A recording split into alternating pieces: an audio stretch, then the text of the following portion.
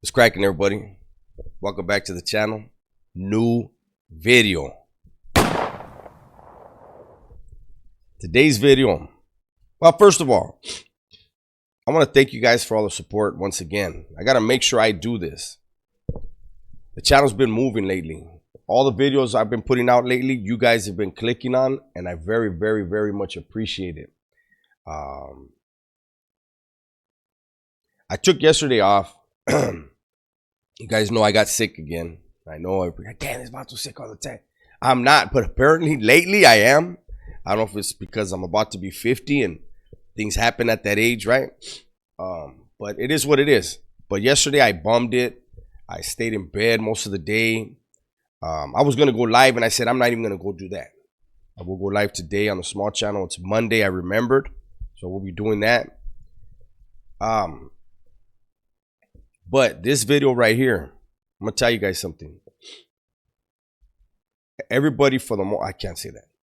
A lot of people know that in California, in the prison system in California, as far as the raza from Northern California as well as Southern California, there's a no hands policy.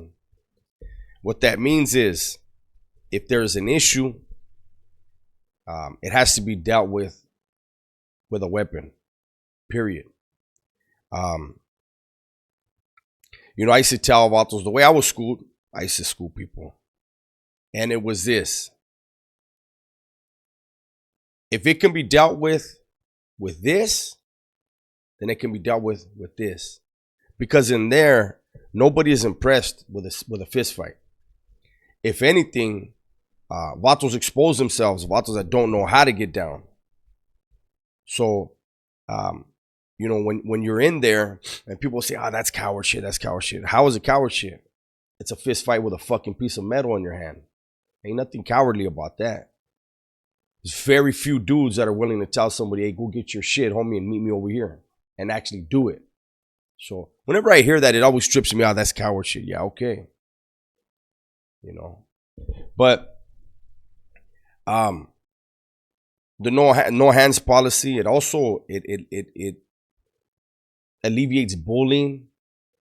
It alleviates a lot of different things that could go on if somebody was to show up that has major hands and knows, man, there ain't nobody in here that's willing to fucking stick me.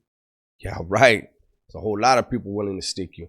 Because when you go into the CDC, you are going into somebody else's pad. You could be a lifer, but if you ain't a legend, you're just a guest. No matter how long you're there, no matter how much time you're doing. They got things in motion. They're making money. They got business opportunities they're working on. They got different things going on at all times. And who the fuck are you to come in and think you can just sock somebody in the face and fuck off their money? So in a nutshell, that's pretty much what it is as far as the no hands policy. Now, this story is that, you know how they call it like the unicorn? Like, it's never been seen before. Now in the 70s, don't get me wrong, in the 70s, before they took all the legends off the yard, people could fist fight. There were different things going on. But when they moved all the legends from every faction into the shoe, things changed. Things tightened up. A lot of things changed. Okay. And so that no hands policy came into effect. Well, when after that came into effect, I'm going to tell you about a story that I can say I had never seen of or heard of. This happened once that I was aware of. Okay. So this starts in the chow hall. Now, I want to make sure that you guys understand this. I had just got off. I wasn't there when this happened. This was between when we got into with the Bulldogs. Shout out to the Bulldogs. We got into with the Bulldogs. It's in between that incident and the riot of 96. So I went to the back for the incident with the Bulldogs, right? I already told the story. It's on here. And there was a dude. I'm going to say his name. There's a dude named Bam Bam. Big dude. And this is why I tell people, I've said it on here a lot. I say it in my personal life with people. Whenever somebody would get on the heavy bag on the yard, everybody's going to watch. Every faction is going to take a glance. If you get out there and you hit that heavy bag, you better have hands. And you better be showcasing your hands. But there would be dummies that would get on that heavy bag and they had no idea what they were doing. Now the whole yard knows you don't know how to fight, big dog. In New Folsom, they also had the boxing team, right? And this was a way around the no hands policy. If two homies weren't getting along, they couldn't let it be known that's why they were going to get in the ring together, but they could get in the ring together and get it out their system. Well, this Vato Bam Bam, like I said, he was a big dude. Not really the tallest in the world, but he was one of those real husky cats. Probably about 5'10", 5'11", real husky. And, you know, you don't know. Me personally, and no disrespect to anybody, but I always assume big dudes don't know how to fight. Little dudes have been fighting their whole lives. Big dudes, they didn't have to fight a lot growing up. They weren't tested a lot because they were big. Most big dudes wrestle. They'll throw a couple punches, and when they don't land, they get all fucking confused, and then they try to wrestle you. So I kind of assumed, you know, Bams probably don't know how to fight. But his name was Bam Bam. I haven't met too many dudes named Bam Bam or Boxer that didn't have hands. You know, back in the days, you earned your nickname either for an attribute, something about you.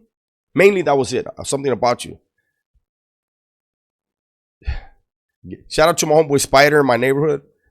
He got named Spider because when he was a little kid, the homie made him eat a fly with tapatio on it and lemon, and he did, and he was stuck with the name Spider forever. So you see what I'm saying? It's stuff like that. So I had assumed that this vato might not know how to fight, but his name's Bam Bam, so he must have chunkums. Well, he decided to get in the boxing ring in New Folsom and make it clear to everybody that was in that gym that day, he can't fight. It was hilarious, eh? There was him and one other homie. And I'm not even say that. Another vato from Southern California who turned into something else. A lot of people hate that dude, so I don't want to say his name. But I'm gonna just say this: there were punches thrown by Bam Bam in that ring that day. They weren't this. They were this.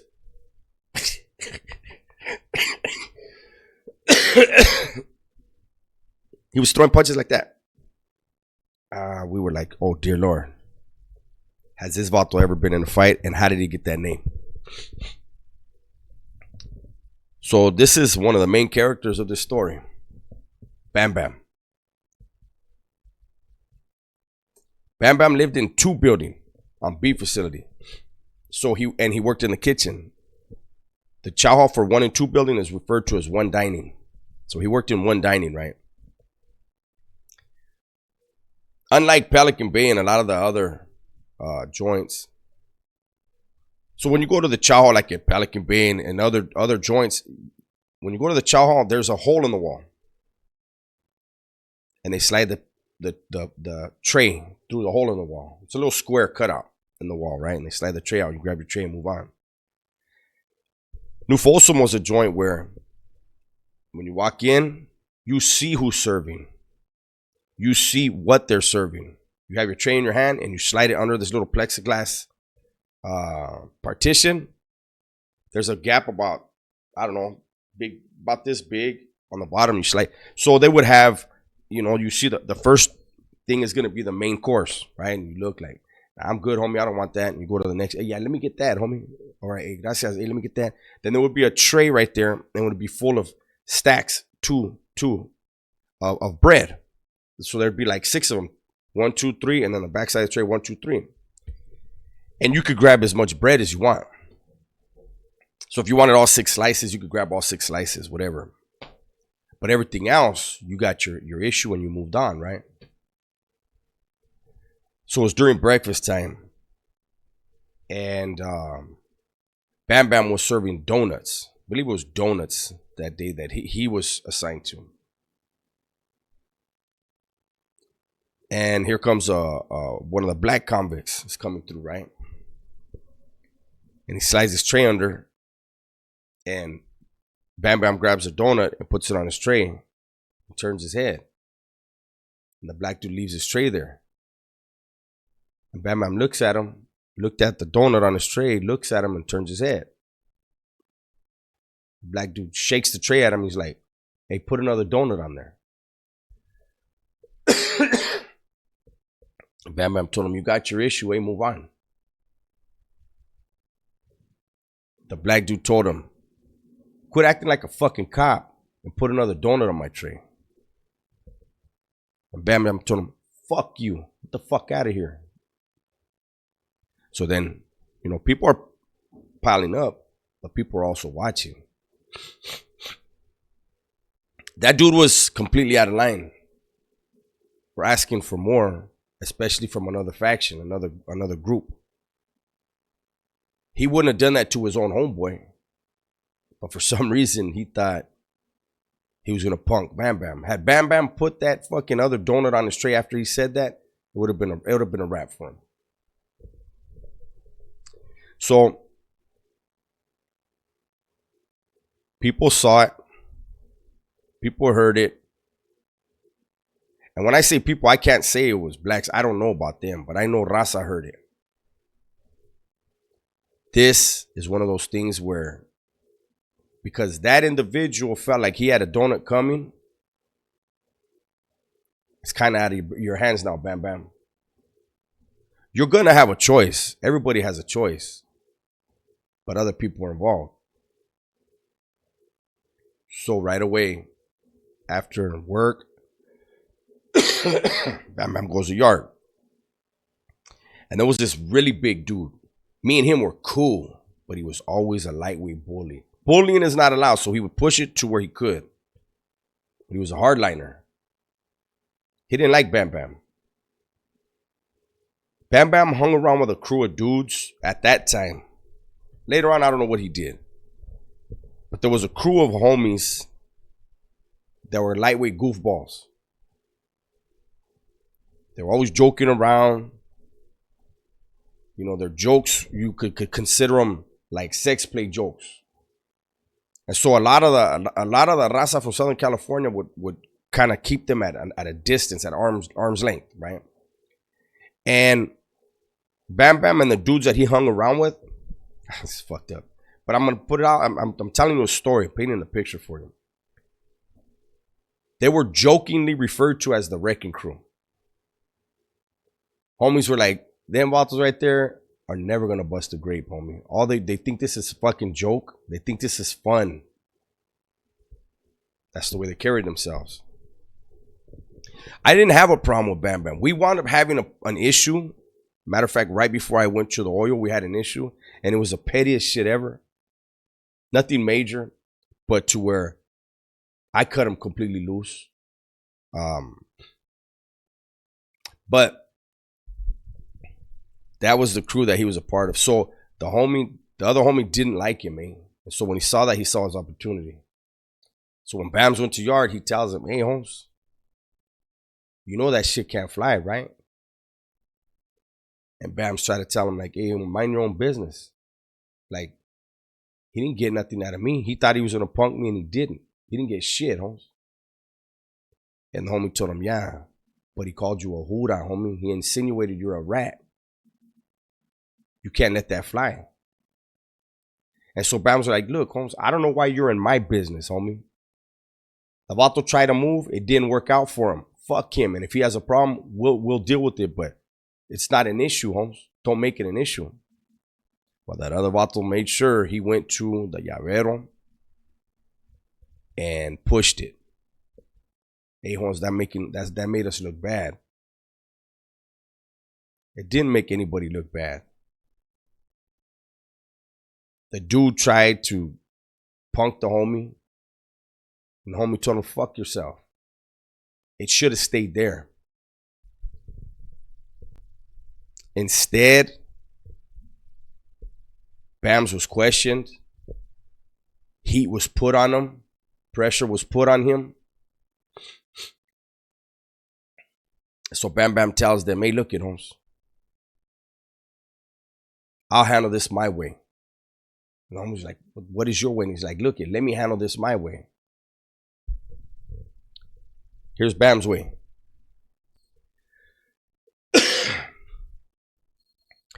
It was like a day or two later, man. It's at dinner time in the chow hall. Bam Bams goes through the line, gets his tray. As he's walking with his tray, the black dude that he had the issue with was sitting towards the aisle where Bam Bam's gonna walk by to get to his table. He's looking at Bam Bam, and Bam Bam said, hey, Holmes, let me tell you something real quick. And the black dude like went like this to listen to him, because Bam Bam went in like he was gonna whisper in his ear. And the black dude did one of these, like, Bam Bam reached over and slit his neck and kept walking. There was a CO there that used to do things. I don't want to say who, obviously, but there was a CO that used to do things for the raza from Southern California that saw it. Bams did it right in front of that cop. Put that cop in a fucked up spot. So now we have where Bam Bam cut this dude's neck with a razor.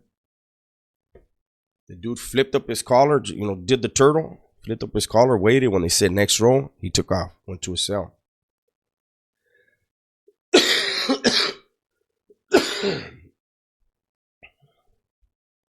The cop went to who that cop needed to go to and said, hey, the fuck? Luckily, the fucking gunner didn't see what happened, but why the fuck did that shit go down right in front of me? That puts me in the spot. What if the gunner did see it and, is waiting to see what, you know what I mean? So that cop was pissed. Homies in the vicinity were pissed because nobody knew what he was going to do. Maybe his Sally knew. I'm sure his Sally knew. But you have a chow hall full of raza from Southern California and blacks that are unaware. When you are a part of a group and you plan on doing harm to another group, your group needs to be aware and be prepared. Bams didn't prepare nobody.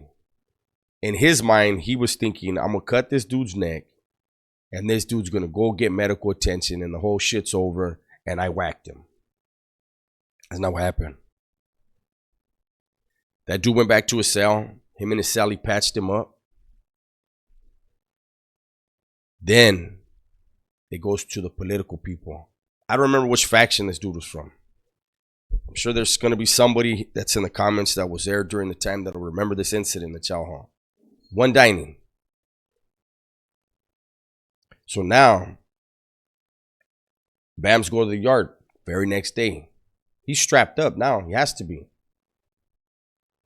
Goes out there and the llavero pulls him over and he's like, what the fuck were you thinking, homie?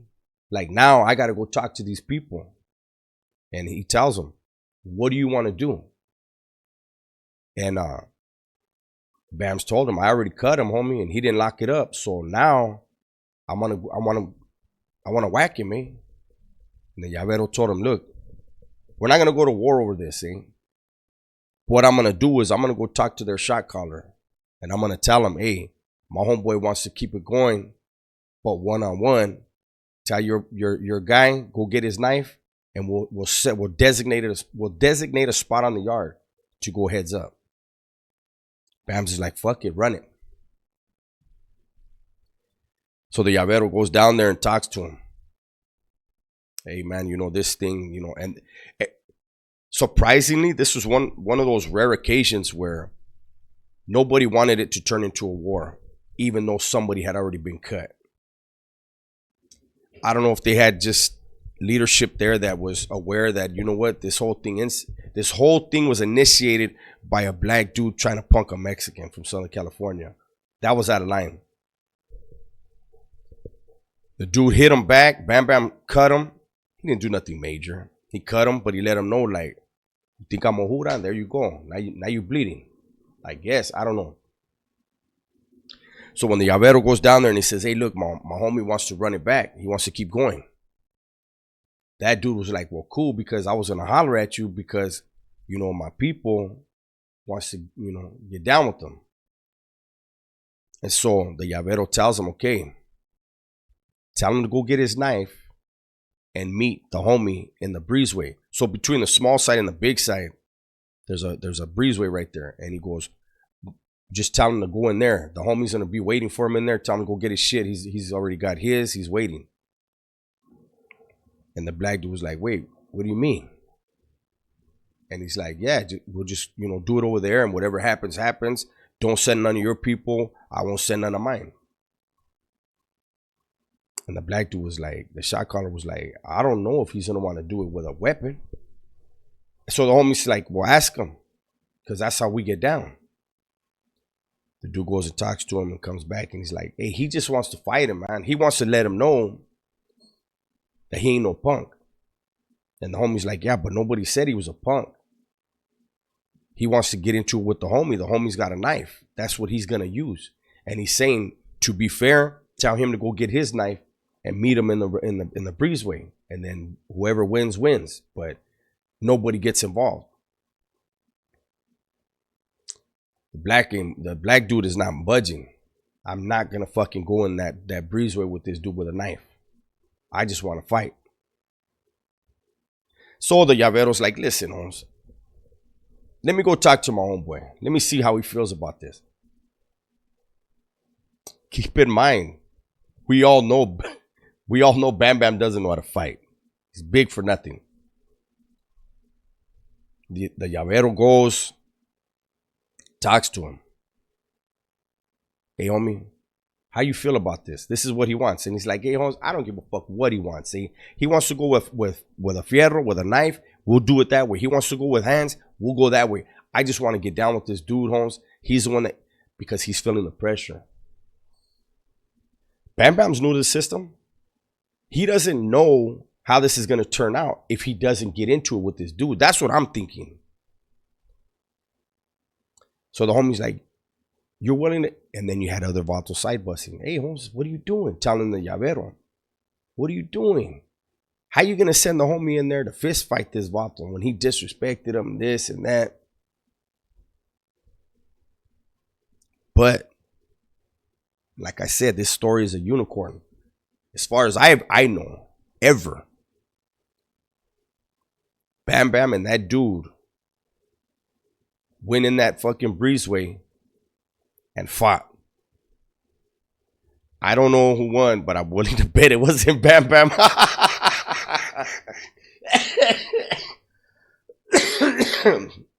Spencer Bams, if you're watching this, my bad, big dog, but you can't fight, homie. I doubt you won that fight. But that is one of the extremely rare incidents where on a level 4 180, New Folsom,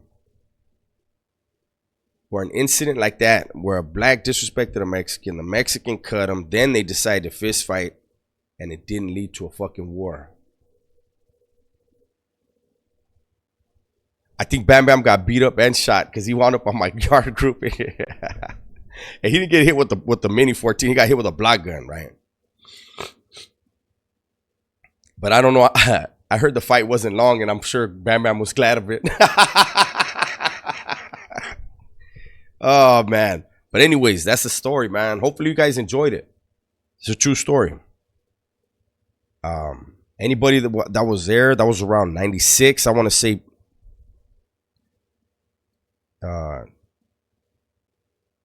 maybe around August of 96. July or August of 96, around there.